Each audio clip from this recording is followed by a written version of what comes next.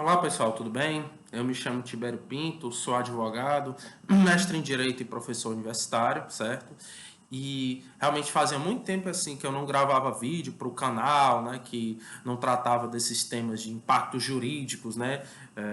Das questões políticas, mas dessa vez não tinha como, né? Foi muito mais forte do que eu. Realmente eu tinha que me manifestar, né? Dessa novidade que está sendo muito discutida aí, né? E assim, realmente eu estava assim, com a língua coçando, que é justamente sobre esse caso do deputado Daniel Silveira e sobre a graça do presidente Jair Bolsonaro, né? E você entenda graça aí na acepção, né, do que você preferir, tá?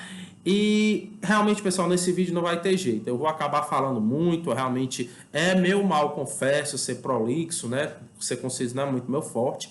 Mas até porque eu entendo que esses últimos fatos, essa série, essa sucessão de acontecimentos, tem muitas nuances, tem muitos detalhes, né? Que se você for leigo, né? E até quem é da área do direito pode não entender bem, pode, né? Enfim, eu acho que tem muitas questões que precisam ser analisadas, né? Para a gente entender bem a questão. E aqui eu faço menção às palavras do mestre Tom Jobim, né, quando ele fala que o Brasil definitivamente não é um país para principiantes, tá? E nesse episódio todo, pessoal, o que eu vejo é que novamente a Constituição Federal foi parar na lata do lixo. Em especial aqui o artigo 2º da Constituição, que fala que são poderes da União independentes e harmônicos entre si, o Legislativo, o Executivo e o Judiciário. Não é de hoje esse conflito, né, essa guerra entre os poderes, né? Então eu acho que esse trecho, quando fala independentes e harmônicos, esse trecho harmônico já deveria ter sido tirado, né, rasurado, né, passar limpo aí, porque não tem nada de harmonia na relação entre os poderes, né? Na realidade, o que a gente vê mais é esse vale tudo institucional, né? E a gente, né, nem poderia fazer comparação com o MMA, por exemplo, porque no MMA pelo menos existem regras, né? No MMA, não vale dedo no olho, não vale dedo, né? Então, assim, e na realidade, quando a gente vê essa guerra de poderes, realmente parece que vale tudo mesmo. E agora, como nós estamos num contexto pré-eleições, estamos num ano eleitoral, então entra também nesse vale tudo eleitoral, em que vale tudo por voto, vale tudo para se eleger ou se reeleger, né? Enfim, a gente está realmente. Isso é complicado. E, pessoal, essa briga, né, entre os poderes, além de tudo, é muito prejudicial para o país, porque aumenta o risco Brasil, traz uma insegurança jurídica absurda. Só para vocês terem uma ideia, a cotação do dólar, não sei se vocês vêm acompanhando, vinha em queda, né? E tinha chegado a bater, veio de 5, tinha chegado a 4,62 e subiu para 4,80, né? Enfim, porque essa turbulência política, tudo, sempre afeta o mercado e tudo mais. Eu já vou deixar aqui minha opinião, pessoal, sobre essa questão. Eu entendo que tanto o STF como o presidente da República cometeram diversas falhas graves, bastante graves, que a gente vai procurar analisar nesse vídeo, certo? Então aqui eu não estou aqui para passar a mão em ninguém aqui, eu acho que na cabeça de ninguém, eu realmente acho que houveram falhas graves dos dois lados que devem ser analisadas e que deveriam ser refletidas, certo? Agora, por questão de honestidade argumentativa, eu me vejo obrigado a dizer que eu, enquanto cidadão, sou totalmente contrário ao posicionamento político e ideológico do presidente Bolsonaro e do deputado Daniel Silveira, né? O bolsonarismo, sou totalmente contra. Mas ainda assim, eu vou tentar analisar toda essa questão sob o aspecto técnico e jurídico, mesmo sabendo que essas minhas preferências pessoais irão intervir em minha análise. Eu vou tentar vamos dizer assim, diminuir o máximo, né? Fazer uma análise mais técnica, mesmo sabendo que eu não vou conseguir fazer isso plenamente. Mas vamos lá. Primeiro ponto. Sobre a condenação do Daniel Silveira. A gente tem que saber, primeiro, do que é que ele estava sendo acusado. Ele estava sendo acusado, né, pela Procuradoria-Geral da República de crimes de incitação à abolição violenta do Estado Democrático de Direito, coação no curso do processo e também de incitar a animosidade entre o STF e as Forças Armadas. Então, essas eram as 3 acusações que foram feitas contra ele, certo? Qual era a tese de defesa?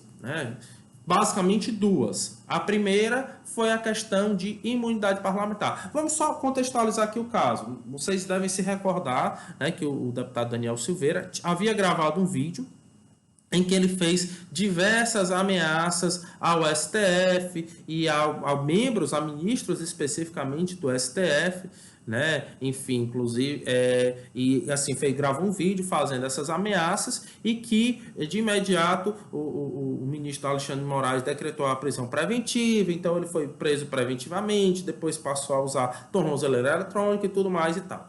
Aí a tese da defesa foi que, nesse vídeo, o deputado ele estaria protegido pela imunidade parlamentar. O que é que diz o artigo 53 da Constituição Federal? Os deputados e senadores são invioláveis civil e penalmente por quaisquer de suas opiniões, palavras e votos. É o que diz a Constituição. Mas o entendimento que se tem, um entendimento já consolidado, é que a imunidade parlamentar ela não protege a pessoa do parlamentar, né? Ela protege a atividade parlamentar. Então, assim, ela protege o parlamentar no exercício da sua função, né? Então, ela foi criada para evitar que outros poderes pudessem prejudicar o exercício da função parlamentar, certo? E o que eu entendo, e que justamente foi confirmado pelos ministros do STF, que afastaram a questão da imunidade parlamentar, é que quando o deputado fez os vídeos com as ameaças aos ministros do STF, ele não estava no exercício da atividade parlamentar, ele não estava na tribuna, certo? Mas ele estava simplesmente expressando suas opiniões, né? Como qualquer outro cidadão, e por isso ele não estaria acobertado pela imunidade parlamentar. Ele gravou um vídeo, não estava na tribuna, então por isso ele estaria como qualquer outro cidadão expressando opiniões, né? Na realidade não foram opiniões, foram ameaças. E eu até entendo que se ele fizesse isso na tribuna, no exercício da atividade parlamentar, ele estaria acobertado. Como não foi no exercício, ele não está acobertado. Esse é o primeiro ponto. Segundo ponto da defesa, argumentou que ele estaria no exercício da liberdade de expressão, né?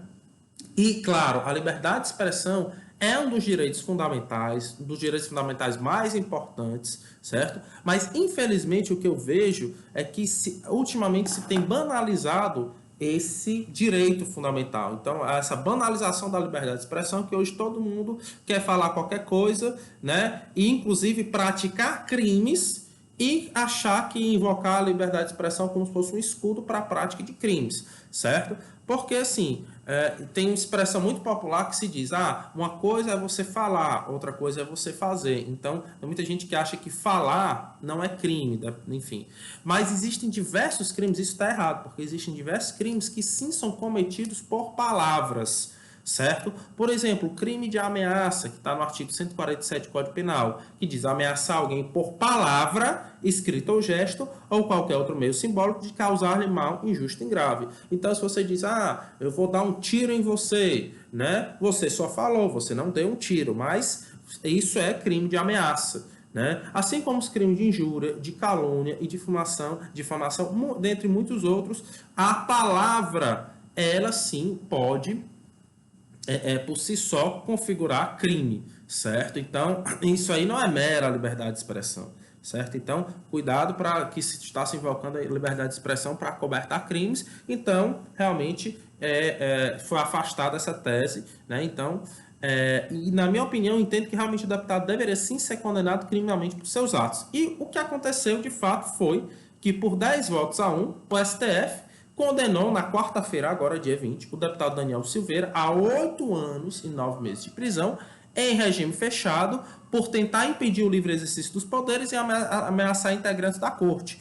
E ele foi, no entanto, absolvido da imputação de incitar a animosidade entre o STF e as Forças Armadas, certo? E eu queria aqui analisar alguns votos, pessoal.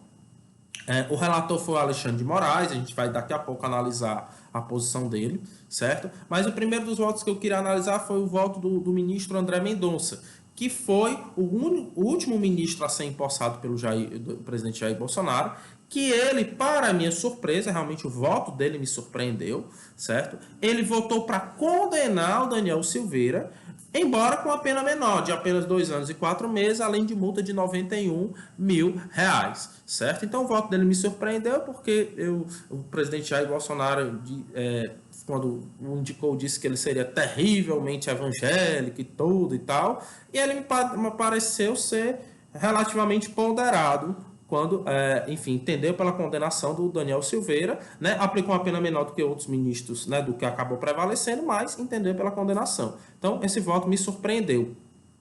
Diferente do voto do Nunes Marques, né, que foi o voto divergente, foi o único que votou pela improcedência da ação penal, que o Nunes Marques entendeu que Silveira fez apenas duras críticas aos poderes constitucionais, mas que a Silveira não constitui crime. E para mim o Nunes Marques, na realidade, nenhuma surpresa no voto dele, porque ele vem cumprir a fiel missão dele de ser capacho do Bolsonaro, né? Ele foi colocado lá para isso e vem fazendo isso de forma bem fiel e comprometida, certo?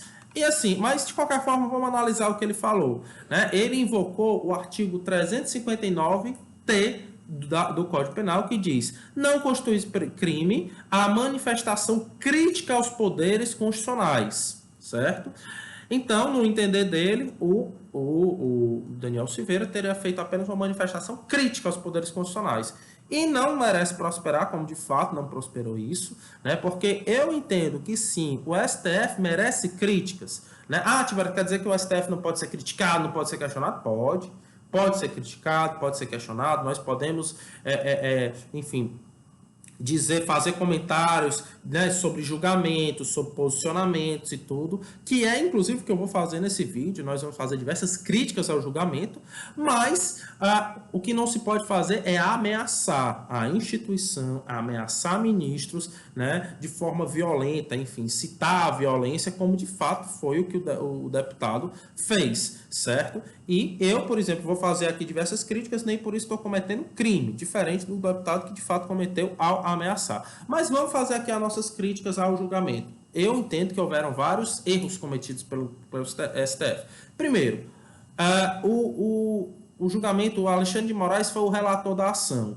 Eu entendo que o ministro Alexandre de Moraes foi um dos que, durante todo esse processo, foi um dos que foi mais ameaçado, que foi mais bombardeado, né? E eu entendo que, por questão de manter uma mínima aparência de imparcialidade nesse julgamento, ele deveria ter se julgado suspeito.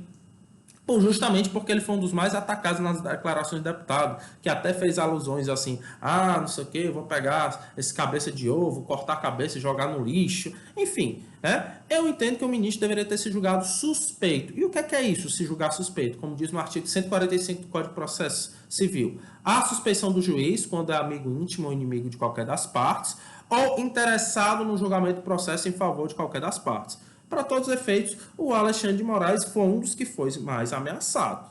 Tá? Então, eu acho que ele não deveria ele deveria ter se julgado, se abstido e deixado outros ministros, né, que não foram diretamente ameaçados, julgar o caso, porque senão poderia parecer uma vingança particular, né? Enfim, ele não estaria isento, totalmente isento, imparcial, quando ele mesmo foi ameaçado. Então, o primeiro erro, eu entendo que ele deveria ter se julgado suspeito. Segundo erro, não foi autorizada a entrada do deputado para assistir ao próprio julgamento. O STF, né, quando o deputado chegou para assistir, barrou a entrada dele no plenário, alegando que havia uma resolução que proíbe a presença de público na área do plenário devido à Covid. Eu acho que esse foi um argumento fraquíssimo, né, insubsistente, porque a questão da Covid já está bem controlada, né, e se fosse mantido o distanciamento, eu entendo que o acusado ele tem o direito de assistir ao próprio julgamento, a Constituição prevê isso. Foi um erro da STF não deixar ele poder acompanhar, assistir o próprio julgamento. Tudo bem. Terceiro erro, a gravidade da punição aplicada ao deputado, né? Como eu falei, o Daniel Silveira foi condenado a 8 anos e 9 meses de prisão em regime fechado, a pagar uma multa de 212 mil reais e ainda a perda do mandato e a suspensão dos direitos políticos. Eu achei a punição bem grave, como falo, não gosto do deputado, não comungo com o posicionamento dele, mas eu achei que a punição foi muito grave e isso pode correr o risco de torná-lo, né, um injustiçado, um Marte. Quando você pesa muito na caneta, você pode fazer isso, que é o que a gente vai estar discutindo mais lá abaixo, quando, né, enfim, é um risco muito grave. Quarto erro, a ilegalidade de parte da punição aplicada ao deputado.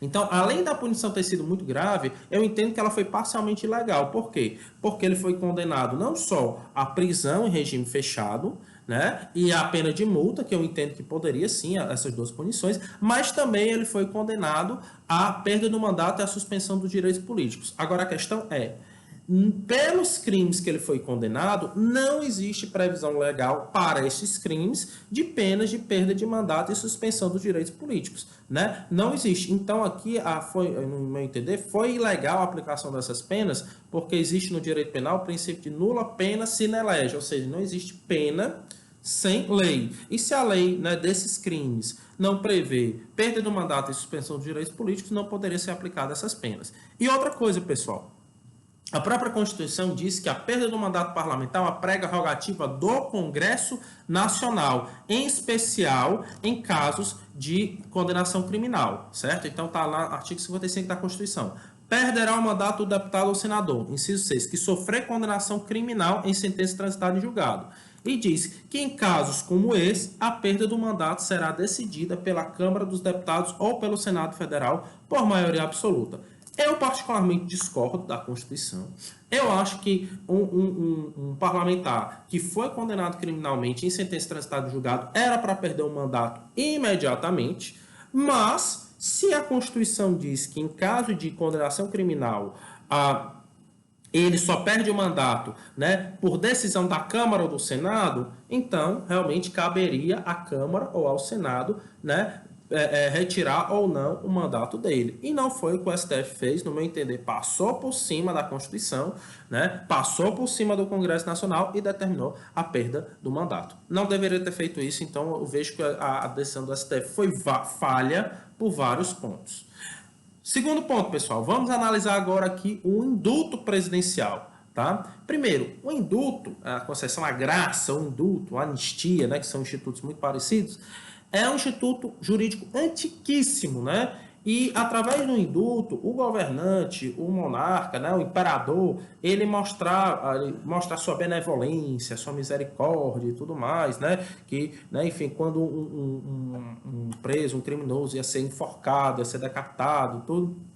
Aí viu o rei, né, naquela sessão pública, aí ele poderia perdoar, aí mostrando que ele era misericordioso, uma pessoa boa e tudo mais, né? Então é um instituto muito antigo, e a gente pode até lembrar que na própria Bíblia, naquela passagem, né, que Jesus, né, e Barrabás vão lá perante Pôncio Pilatos, e Pôncio Pilatos disse que poderia perdoar um dos dois, e lá perante os judeus e tudo, e os judeus preferem perdoar, né, Barrabás e tudo, e depois Pôncio Pilatos lava as mãos. Aquele, na realidade, é uma passagem que faz alusão ao indulto, né, que Barrabás recebeu um indulto, só para a gente ver como é uma questão bem antiga, né? É um instituto muito antigo.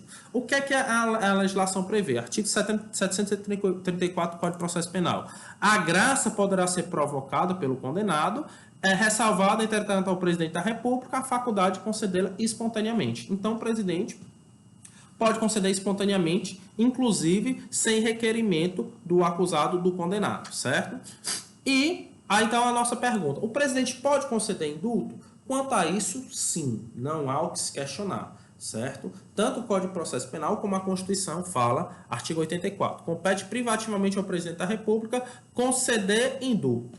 Então, pronto. Realmente não há que questionar, presidente pode sim conceder indulto. Agora, e a Constituição, ela deixa totalmente aberto em que casos o indulto pode ser concedido e não estabelece qualquer condições. Então, a priori, poderia dar essa impressão de que o presidente estaria totalmente livre para conceder indulto de acordo com a sua vontade, porque a Constituição diz que o presidente pode conceder indulto, não diz, pode conceder indulto em casos tais ou em condições tais, né? Parece deixar em aberto. O indulto do presidente, né, a gente vê duas coisas que vale a pena mencionar. Primeiro, foi um indulto total, né? Ele perdoou todas as penalidades aplicáveis, então tanto a pena de prisão como a pena de multa, a pena de perda do mandato e de suspensão dos direitos políticos. Existe uma discussão aí, né, na doutrina, se ele só poderia perdoar a pena principal, que é a pena de prisão, né, de reclusão, ou se ele poderia perdoar tudo, né? Existe essa discussão. Eu entendo que ele poderia perdoar tudo. Na Constituição, ela nem o Código Penal estabelece que o indulto só seria em relação relação à pena privativa de liberdade, certo? E o principal argumento utilizado pelo presidente no indulto foi, dentre outros, né, proteger a liberdade de expressão do parlamentar e o exercício da atividade parlamentar. Eu acho que é um argumento falho, que não subsiste pelos argumentos pelo que a gente já conversou, certo? E agora analisando o indulto juridicamente. Eu entendo que foi juridicamente falho e, no meu entender, nulo de pleno direito, pelo primeiro ponto. A decisão de que condenou o deputado Daniel Silveira não transitou em julgado. O que é que significa isso? Ele foi condenado, mas ainda cabia recurso, ainda estava no prazo para a defesa apresentar recurso para o próprio STF, né? Então, e pelo direito, para o direito, se uma pessoa ela é condenada numa instância, mas não transitou em julgado, para todos os efeitos ele é inocente. Porque o que prevalece é o princípio da presunção de inocência. Até que você seja condenado por decisão transitada em julgado, aquela decisão definitiva, bateu o martelo, não tem mais o que fazer, aí você é condenado. Até lá você é inocente. Então, para todos os efeitos, o presidente ele perdoou alguém que a priori ainda é inocente, né? Ele não foi definitivamente condenado. Então, eu entendo que o indulto é nulo de pleno direito, porque, né, a pessoa nem sequer foi condenada em última instância, né? Ou então, pelo menos, de forma definitiva. Mas outra questão mais grave em relação ao indulto, né? E aqui essa pergunta. E no caso de um indulto concedido para beneficiar um aliado político, né? É a pergunta que todo mundo quer fazer. Pode isso, Arnaldo? Né? Então, assim, porque todos sabem, não é segredo para ninguém, né, que o deputado Daniel Silveira é um aliado político do presidente, é um bolsonarista ferrenho, né, enfim. Então, enfim, o presidente concedeu um indulto ao aliado político. Pode isso? Né? E aqui a gente vai analisar essa questão, que é o seguinte, um indulto, ele é um ato administrativo praticado pelo chefe do Poder Executivo. E todo ato administrativo ele deve atender ao interesse público, certo? Então, tem dois requisitos, dois elementos do ato administrativo que a gente vai analisar aqui, certo? Para saber se atendeu. O primeiro deles, o ato administrativo tem 5 requisitos, mas a gente vai analisar 2. Primeiro, o requisito da competência. O presidente ele era competente para conceder indulto, e quando eu falo em competência no termo jurídico, significa se ele tinha atribuição legal para praticar o ato, e de fato tinha. O presidente é a autoridade competente para conceder indulto, ou seja, a Constituição diz que cabe ao presidente conceder indulto, então, quanto ao requisito competência para praticar o ato, o presidente é competente. Mas o segundo requisito, que é a finalidade, o segundo elemento, que é a finalidade, todo ato administrativo deve se voltar para a satisfação do interesse público. Então, é inconcebível imaginar que um ato administrativo é praticado para satisfazer interesses estritamente privados. Se um ato administrativo que deveria satisfazer um interesse público satisfaz o interesse privado, haveria um que a gente chama de desvio de finalidade, certo? E o desvio de finalidade, ele torna nulo o ato, quando devidamente comprovado, torna nulo o ato administrativo. O presidente, no indulto, até quis falar que houve uma comoção nacional com a condenação do deputado para tentar justificar o interesse público, e aí caberia analisar, realmente havia interesse público? No meu entender, né, já falei quais são minhas preferências políticas, mas no meu entender não havia interesse público. Havia aí uma intenção de defender um aliado político, e por isso é um interesse privado e haveria aí um desvio de finalidade, o que torna um indulto nulo. Aí a gente vai para outro ponto, pessoal. Então, assim, no meu entender, o indulto seria juridicamente nulo, então poderia ser anulado pelo STF. Mas aí eu estou falando em termos estritamente jurídicos, técnicos jurídicos, e aqui imaginando uma sociedade ideal, né, como deveria ser. Mas a gente não pode esquecer as coisas como são na realidade, né? Não fechar olhar só para a idealidade e esquecer a realidade, né?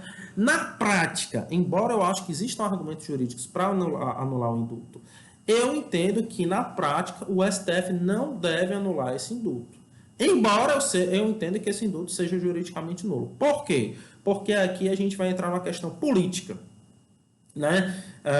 Que deve ser, infelizmente, deve ser também tomado em consideração. Primeiro, Se o STF anular esse indulto, haveria um agravamento da crise institucional. A crise, já existe uma crise institucional, um embate entre poderes, certo? Para saber quem manda mais, né? Quem, no final das contas, aí é para dizer, porque o STF deu essa decisão no dia 20. Aí o Bolsonaro já vem no dia 21 dar o indulto. Então, basicamente, eles estão se peitando, estão se batendo para saber quem é que manda mais, né? Quem que chega e bate o pau na mesa e quem que diz, eu que dou a palavra final. Então, isso é gravíssimo. Isso é, né? São duas instituições, dois dos maiores poderes, as cúpulas dos dois dos poderes judiciário e executivo, batendo de frente. Isso é perigosíssimo para tudo, para as instituições, para a democracia, pode trazer descrença nas instituições, como já vem trazendo, né? Traz insegurança jurídica, enfim, porque a gente não sabe, e aí fica quem é do lado de Bolsonaro defende Bolsonaro, quem é do outro lado, né, defende o STF, enfim, gera esse clima de insegurança jurídica, até para a economia é ruim, né, enfim, porque ninguém sabe, diabo é isso, né,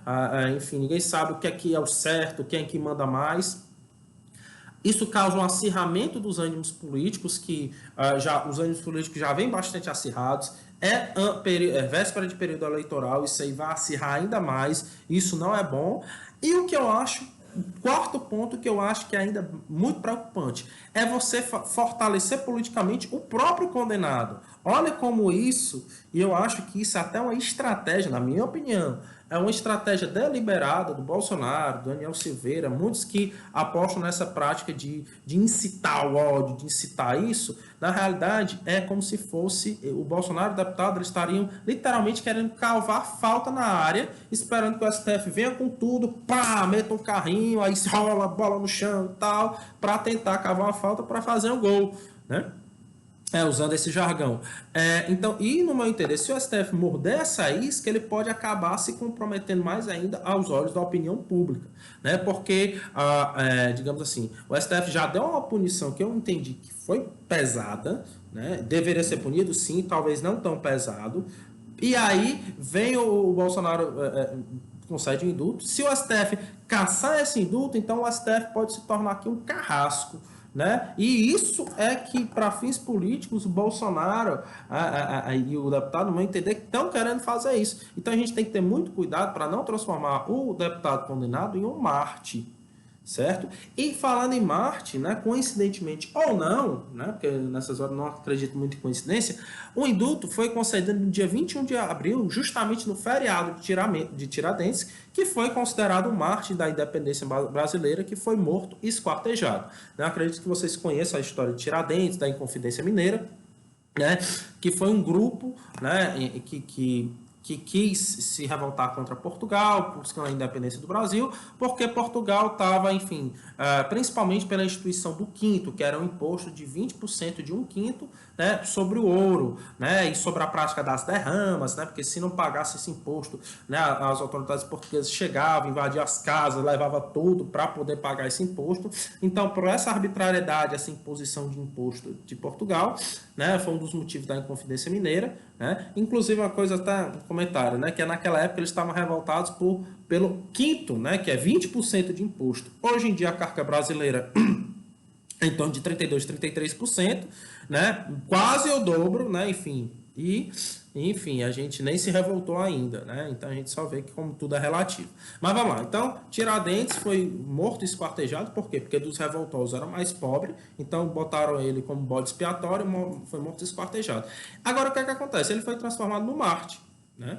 Justamente porque ele foi severamente punido. Então a gente tem que ter cuidado com esse esquartejamento político do deputado condenado, que poderia convertê-lo, principalmente aos olhos da militância bolsonarista, né, e tal, no Marte, né, e porque assim, a dizer, não, ele, né, foi perseguido, ele foi massacrado e tudo, e isso é muito perigoso para a democracia, que uma pessoa que abertamente ameaça a democracia, ameaça as instituições, fala em AI-5, fala em ditadura militar, ser considerado um Marte. Isso é perigosíssimo, certo? Enfim, aí então vocês podem estar se perguntando, então quer dizer que esse indulto, que na minha visão é inconstitucional, vai sair impune? Primeiro, eu acho que não pode sair impune, porque isso abre um precedente perigosíssimo, certo? E muita gente pode estar falando, Tibério, você está falando isso porque você não gosta do Bolsonaro, né, e tudo, então assim, você está você está tomando partido, né? Então assim, vamos tentar agora, pessoal, vamos tentar analisar a questão um pouco mais, de uma forma mais ampla, né? Se você, por exemplo, eleitor do Bolsonaro, imagine, porque agora você está muito feliz, vibrando e tudo, porque foi o Bolsonaro salvando lá o Daniel Silveira, que são do seu lado. Mas imagine que se fosse a Dilma concedendo um indulto ao Lula. Imagine que o Lula tivesse sido preso lá na época da Dilma, e aí a Dilma tivesse concedido indulto ao Lula. Você não ia ficar muito puto? Com certeza. Ia ficar muito puto se agora o Lula foi preso, foi solto agora, né? E não foi nem indulto e tudo. Vocês ficaram loucos? Com certeza vocês iam ficar muito putos, né? E agora o Lula foi preso, cumpriu pena e tudo mais, foi solto e depois vocês ficaram com raiva. Imagina se ele não tivesse, né, nem sido preso, recebido logo um indulto. Vocês iam ficar loucos e, no meu entendimento, com total razão. Total razão, certo? Ou então imagine aí, pessoal, que o Lula agora, caso seja eleito, ele concede um indulto ao José Dirceu, né? Acho que vocês devem estar acompanhando aí que o Dirceu, agora recente, coisa de 3, 4 dias atrás, a quinta turma do STJ manteve a condenação dele na Operação Lava Jato, né? O Dirceu foi condenado a 27 anos e 1 mês por associação criminosa, corrupção e lavagem de dinheiro, certo? Imagine aí que, né, ele seja preso e tudo mais, e o Lula ganha a eleição e dê um indulto para o José Dirceu. Vocês vão ficar muito putos e, ao meu entender, com razão, certo? Minha opinião sobre isso. Eu não estou aqui para defender Lula nem José Dirceu. Para mim era para estar os dois presos, né? Enfim, acho que quem cometeu crime, né, de forma que foi processado e julgado tem que estar preso, tem que responder, né? Agora, isso é para lembrar, pessoal, o pau que bate em José bate em Francisco. Né? Então, se você está comemorando hoje esse indulto do Bolsonaro, isso abre um precedente perigosíssimo para depois o presidente lá na frente dizer, que não seja da sua preferência, conceda um indulto a um grande aliado dele. E aí você não vai gostar. Esses precedentes de arbitrariedade têm que ser, né, enfim, são perigosíssimos você abrir esse tipo de precedente. E para mim, qual é a minha saída, a minha opinião, né, para enfim, responsabilizar por esse indulto inconstitucional? A minha ideia é que o indulto ele poderia configurar crime de responsabilidade e o Bolsonaro poderia sofrer impeachment por isso. Certo? Então, STF, não, eu acho que o STF não deveria anular, mas deveria deixar isso que seria. E o processo de impeachment ficaria a cargo do Congresso Nacional. Então, o STF nem se meteria mais. Porque, de acordo com a Lei 1079, que trata dos crimes de responsabilidade, diz: são crimes de responsabilidade dos atos do presidente da República que atentaram contra a Constituição e especialmente contra: 2. O livre exercício do Poder Legislativo e do Poder Judiciário e dos poderes constitucionais e o cumprimento das decisões judiciais. Então, eu entendo aqui que esse ato do Bolsonaro atentou contra o livre exercício do poder judiciário e atentou especialmente contra o cumprimento das decisões judiciárias, como diz no artigo 12. São crimes contra o cumprimento das decisões judiciárias. Impedir por qualquer meio o efeito dos atos, mandatos ou decisões do poder judiciário. Percebam que, realmente, a decisão do Bolsonaro impediu um ato do Poder Judiciário. Por quê? Porque a decisão do Judiciário do STF foi no dia 20, ele já veio no dia 21 com indulto. Então, não esperou nem o processo transitar em julgado, certo? Então, isso aí realmente ele impediu. Ele, né, a intenção mesmo foi obstar uma decisão do Poder Judiciário. Outra coisa seria se, por exemplo, o Daniel Silveira tivesse sido condenado, transitado em julgado, tivesse cumprido pena, depois de ter cumprido uma parte da pena, ele tivesse sido solto. Ainda assim, eu acho que seria um ato questionável, porque realmente seria um indulto concedido a um aliado político. O Instituto do Indulto não foi feito para ser concedido para soltar amigo, realmente é para um instituto para mostrar a benevolência do governante em relação a criminosos com os quais ele não tem qualquer afinidade ou não tem um relacionamento. Mas se fosse assim, o deputado tivesse já cumprido parte da pena e concedido o indulto, embora seria algo grave, mas não tão grave. Mas o Instituto aqui é gravíssimo, esse indulto é gravíssimo, porque nem transitou em julgado. Então isso aí, de fato, você percebe que a intenção foi impedir uma decisão do Poder Judiciário e, no meu entender, né, isso configura, sim, crime de responsabilidade. Agora, lembrando que o impeachment que eu entendo que seria o meio mais adequado, por crime de responsabilidade, ele deveria ser processado, tem que ser processado e julgado pelo Congresso Nacional. E isso evitaria justamente um embate direto e uma medição de poder, né, entre o Executivo e o Judiciário, que está mais acirrado. Então você joga para o Legislativo, que é o outro poder, para analisar essa questão do crime de responsabilidade, e com isso você tenta manter um mínimo de freios e contrapesos entre os poderes, já que esses dois poderes, judiciário e executivo, estão batendo de frente. Joga isso para o legislativo, né? Deixa o legislativo fazer alguma coisa. O que, no meu entender, acho que não vai ser feito nada, infelizmente, porque nós estamos em ano eleitoral, né? Enfim, então não existe, no meu entender, não existe clima político para se votar um impeachment, né? Então, assim, não haveria, enfim, então eu acho que isso, infelizmente, passaria em branco. Eu acho que o Congresso Nacional não vai se mobilizar nesse sentido, embora eu entenda que houve um crime de responsabilidade, mas é isso. Agora, aquela coisa dos males ou menor, né? A derrubar esse indulto, eu acho que nesse contexto seria acirrar mais ainda essa crise institucional. Bom, pessoal, é isso, né? Falei demais, mas eu acredito que eu tentei, né, trazer os principais elementos da questão, certo? E aí comentem aí para a gente trocar mais ideias sobre o assunto. E é isso aí. Abraço e até a próxima.